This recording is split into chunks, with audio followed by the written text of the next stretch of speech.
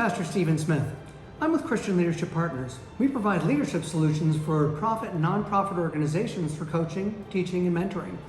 What we want to do is we want to provide you with the solution that your organization needs so that it can become a better organization and you can develop the leaders to the way that you feel would be most effective for you.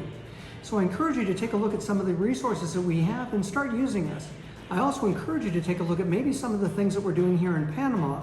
We're building churches, we're providing feeding programs, we're discipling new believers, and we're helping entrepreneurs become better them. So what we want to do is we want to make sure that we can do this through your help and through your support. This 30-day training program takes a look at the leadership of the kings of Israel. Why would we do that? Well, there are three things really. The first reason is it gives us a good picture of what leadership is and what leadership isn't. If I can see negative leaders doing what they're not supposed to be doing, then I can make sure that I stay away from those things. And yet if I see good attributes, then I want to make sure that I'm following along with that as well. The second thing that it does is it provides us an historical record of these kings of Israel. So I can look and see the before, during, and after, their leadership decisions and what the results of those were. If I know what those things are, then I know that I can not make the same mistakes, and also that I can follow the principles of the things that they did and were successful at. The third thing that we want to do is we want to take all of this and put this all in a nice tight little package and put it in relationship to servant leadership. Now, Jesus Christ was the ultimate leader, and he provided Robert Greenleaf with the format for servant leadership. And that's what we want to do.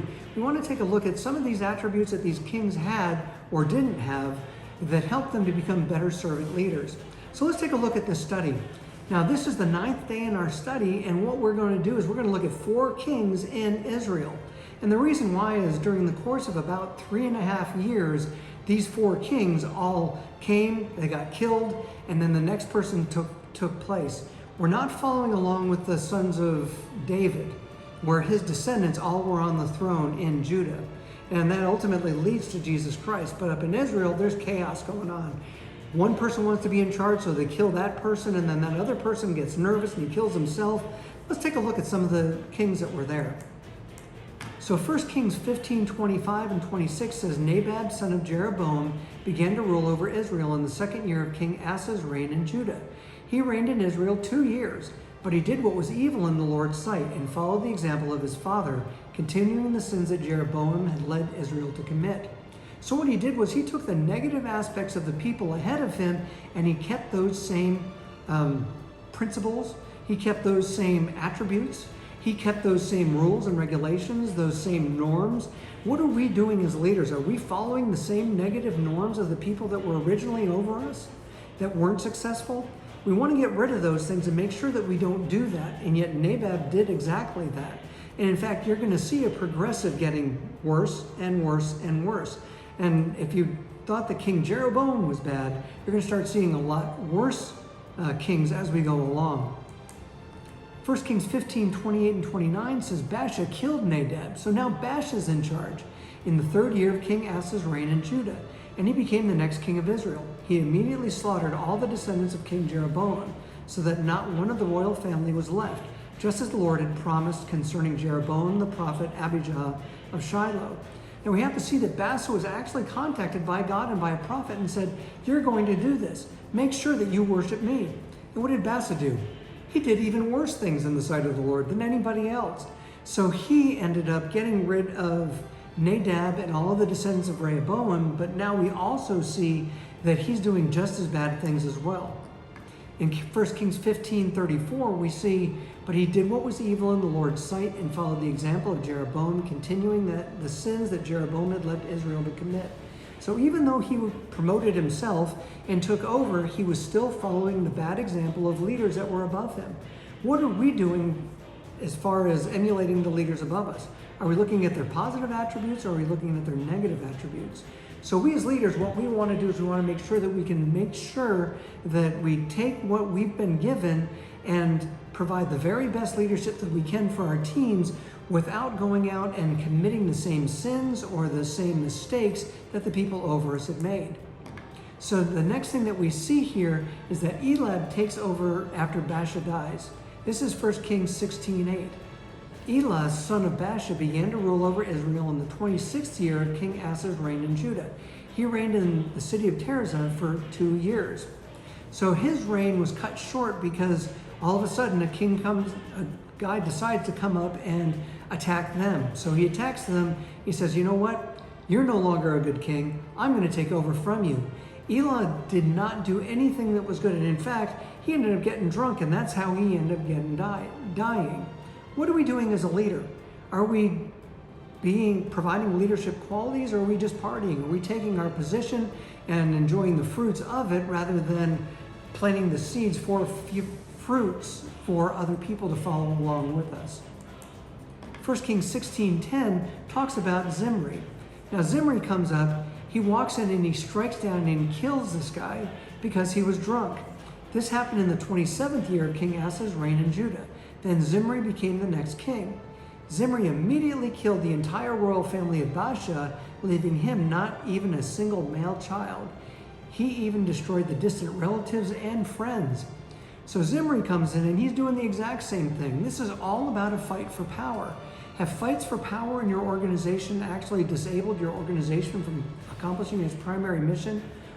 There's so many people that want to be in charge that people will stab other people in the back. And in this case, Zimri actually stabbed Baasha right in the front and killed him immediately. Zimri felt so bad about that. There were other people who rebelled against this king, and now all of a sudden he has a civil war on his hands, and there are 2 guys that come up against him. And what happened is that Zimri was only a king for about 7 days. This is 1 Kings 16:18. It says, when Zimri saw that the city had been taken, he went into the citadel of the palace and burned it down over himself and died in the flames. Zimri, after 7 days of being a king, killed himself. What are we doing when we get frustrated as leaders? Are we quitting? Are we abandoning the team? Are we abandoning the projects that we started? Or are we standing strong? Are we strong and are we courageous? Are we standing by the principles that we've been put in place to rule over as leaders? So what we want to do is we want to make sure that we provide those things for our team or for our organization without giving up in the short term in what Zimri did, or in the long term, and we see these other kings have done. Remember, this was all about a struggle for power, and we want to make sure that we overlook that. So Omri ends up being the next king. Omri comes in, and he's the father of Ahab. Now Ahab was absolutely the worst king that Israel ever had, and yet God gave him 3 chances to repent. And we'll talk about those tomorrow. But let's take a look at 1 Kings 16:23, and it tells us about Omri. Omri began to rule over Israel in the 31st year of King Asa's reign in Judah. He reigned 12 years in all, 6 of them in Tirzah, but Omri did what was evil in the Lord's sight, even more than any of the kings before him. We can see a progressive degradation, so to speak, of these different kings. And we can see that even Omri, the 4th different king in this short period of time, actually began to start looking at the ways that he could sin more and more. And what happens is that a lot of times we as leaders find that we're looking for ways to get out of work or not to accomplish the mission because it's that much easier, or it's because it's something that we want to do rather than what the organization hired us to do. So let's focus on the things that the organization we're a part of wants us to accomplish. I can do that by looking at their mission statement and also looking at the goals that they have set before us. I also want to align my goals with the goals of the organization so that I can, when I accomplish my goals, the goals of the organization are met as well. So what we want to do is we want to take a look at the leadership of these different kings. Now these kings all had failures. There were no redeeming qualities in any of them. Each of them were in it for themselves. They all followed the example of Jeroboam, and in fact they got worse, and they all failed to secure power. They all failed to establish themselves as leaders, and we want to make sure that we can do that as leaders. We want to make sure that the organization knows that we're leaders, whether it's over the organization or whether it's over teams, but we also want to make sure that not only do they know that we're leaders, but also that we're there for them. Remember, a leader at the top of the hill that's all alone is really a mountain climber. What we want to do is we want to pull as many people up as we can so that all of us can succeed and so that the organization can succeed as well. So I want to ask you these 2 questions at the end here. Make sure that you download the notes down below or subscribe over here so that you don't miss any of these updates.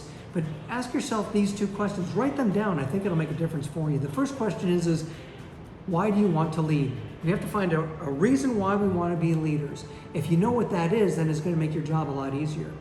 The second thing that we want to do is we want to understand what some of the ways that we can stay humble are. We want to make sure that we're not out there pursuing things for our own glory or so that we can get built up ourselves, so that we can do these things for ourselves. How do you stay humble as a leader? What are some of the things that you do? Now, God's provided us with His Word, and we have different things within our organization, but if I know that I am trying to commit myself to the organizational goals and focus on those things and taking care of my team underneath me, that's enough humility to be able to make sure that my team is successful. So why not do those things? I encourage you to take all these assets and all these tools that we're providing for you. You can download a lot of these from our website, because there are tools there that are designed specifically for you to become a better leader. So why not use those and become the leader you would be?